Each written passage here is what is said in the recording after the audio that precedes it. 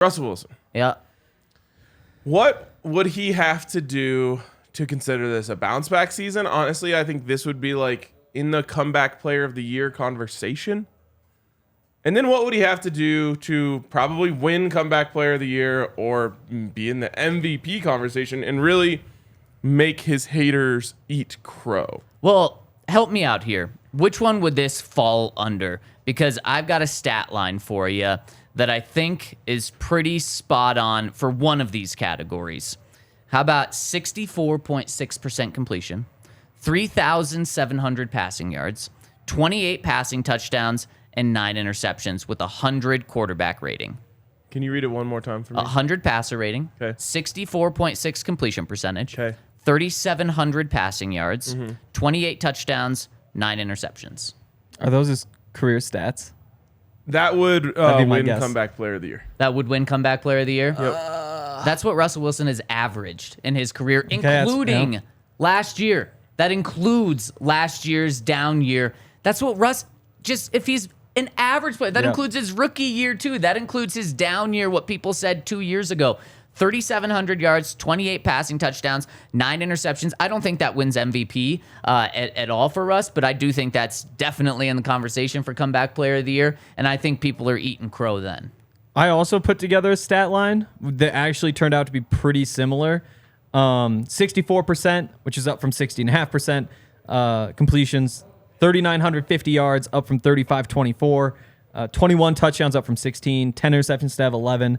That's a line that I came up with that I think will be his stats if he plays at the exact same level this year, just because, you know, he has the upgrade offensive line. He has Sean Payton because he has Tim Patrick.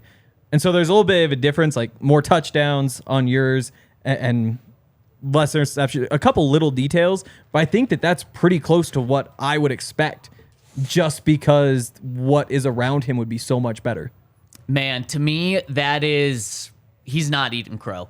Or people aren't eating crow with that. 21 touchdowns and 10 interceptions. Oh, okay. I thought you were talking about the original. No, I think the one that I said, people are eating crow with that, and I do think he's in the conversation for comeback player of the year. Just DeMar Hamlin throws me off of if he's going to win it or not.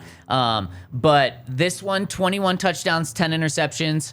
You're saying... People are saying, oh, yeah, Sean Payton got the best out of a washed quarterback. Exactly, and that's kind of, Henry, what you are building is you built that by saying he's still going to be the level he played out last year, but Sean's just going to bump him up a little bit.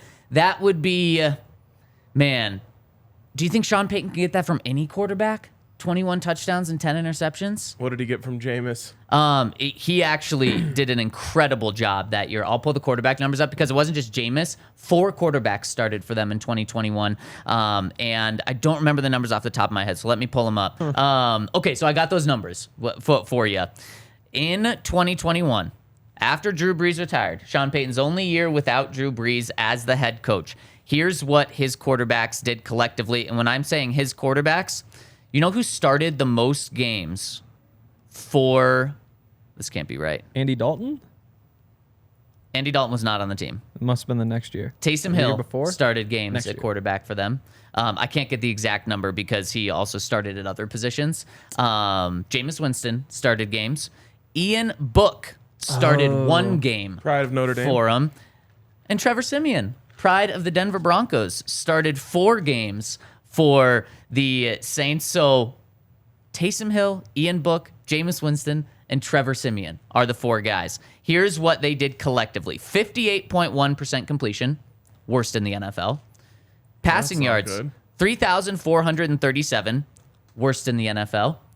Now, 29 touchdowns, 29 passing touchdowns. That would be the most that a Denver Bronco has had since Peyton 2014. Yep. 2014 and 13 interceptions, Yeah. which isn't great, but I don't think that was worst in the league. It was close to there, but 29 touchdowns, 13 interceptions for a passer rating of 84.7. So obviously, 2 of the stats are worse than the NFL, but 29 touchdowns, 13 interceptions he did with 4 different quarterbacks named Jameis Winston, Ian Book, Trevor Siemian, and Taysom Hill. Like, why can't Russ get to that? He should. Please. Yeah, he shouldn't. And I wouldn't say that season that the Saints had like markedly better weapons than the Broncos have. I would Would completely probably No, be agree worse. with you. that was the terrible year. Yeah. That's when they had nobody. That That's was Marquez when Callaway Yep. going. Yeah. Yeah. Marcus Callaway, 698 receiving yards. That led the team. Then you had Deontay Hardy with the second most catches, and Alvin Kamara was the third best receiver on the team. And he was a running back. Wow. Yeah. Yeah. That's honestly that should be the Mendoza line this year for Russ. If he falls under it, he's washed. Yeah, and that's why 21 touchdowns and 10 interceptions would just be like, man, I feel like you squeezed everything out of Russ, and he is washed. Well, that would be concerning to me. Yeah. I mean, you're looking for a much more prolific stat line when Sean Payton's your coach. And man, I don't know. I hope I'm looking back at this conversation saying, man, we had so little faith. We're so wrong. Serve me a plate of boiled crow. But it's hard to say. It's hard to sit here and say like, yep, I believe in Russ. I believe in Sean Payton. It's all going to work out. Things are going to be great. And so when you think of stats and what's realistic, what's not, what's an elite touchdown to interception ratio for a quarterback I in a don't even season? know. I'd say 5-1. That'd be, I mean, that's like MVP type stuff. Isn't that what elite is? If that's what you mean, MVP then yeah. level? Yeah. How many people can be elite at once? 3-ish. Okay. I would guess 3 guys didn't have 5-1 last year. 25 and 5. Yeah. It'd be There's no way. There's no way. Yeah. No way, huh? Okay, then what would you say it is? I would probably say over 3.5 to 1. Over 3.5 to 1. Okay, that's fair. And last year it looks like that was kind of the line, was 3.5 to 1 to be elite. Joe Burrow, 35 touchdowns, 12 interceptions. Josh Allen, 35 touchdowns, 14 interceptions. Patrick Mahomes, 41 touchdowns, 12 interceptions. You did have Jared Goff, 29 touchdowns, 7 interceptions, which definitely over 4 beats to 1. That's that. impressive. And other thing about Jared Goff, just real quick, we talked about him before, like almost 4,500 passing yards last year. You know who his second leading receiver was? Who? Khalif Raymond. Wow. He was That number is- 2 in receiving yards on that team. And- Friend. Isn't that crazy? And since we're talking All about pro last year. since we're talking about Returner. Jared Wow. Goff, I threw those stats out about Russ's career average: 28 touchdowns, 29 touchdowns, 8 interceptions, 9 interceptions. Last year, 3,700 yards, 64% completion. Jared Goff last year, 65% completion, 4,400 yards, 29 touchdowns, 7 interceptions. Yeah. Great year.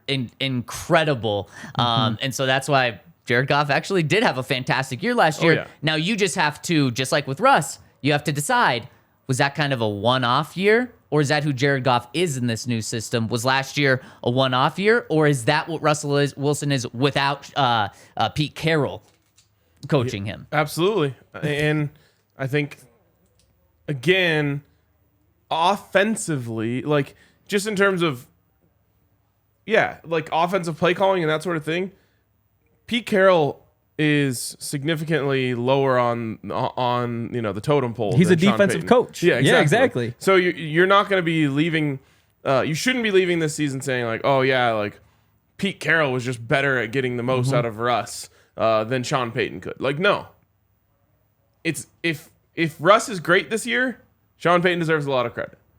Yes, 100%. If Russ is terrible this year, Sean Payton doesn't deserve that much blame. And I think that's exactly one of the reasons why Sean was not bothered by taking over a team with Russell Wilson, is because if he can revive him, then he gets all the credit. If not, he wasn't the one that traded for Russell Wilson. He wasn't the one that gave Russell Wilson the contract. So he's going to have no ties to him. And I think he's made it very clear. I'm going to keep Russ at an arm's length away. Yep. I'm not going to come out and say Isn't he's the going to have Sean an and MVP Russ show. season. Yes, exactly. So that after this year, he can just move on from him. And I'm sure when Sean took the job, there was that understanding. If Russ doesn't work this year, we're going to make it work where we can move on from him. There I'm was not tied to reporting him. about that. Yeah. Yeah. I want to say it was either Tom Pelissero or James Palmer who said like, if Russ doesn't play well this year, they might move on. Yep. And it's just annoying that like Sean Payton has to position himself like away from Russell Wilson, that sort of thing. He's a great coach and it's totally worth it, but he does have a couple of those flaws where it's like, okay, just Give up the ego. Imagine if he approached it like Nikola Jokic would. Like, not even caring about, like, blame or anything like that. It's just like, nope, we're just going to do the best we can. Like, I'm not going to worry about the politics. And maybe that just doesn't work for a coach, but I think it does. It absolutely does. It's just whether or not your ego is playing a role.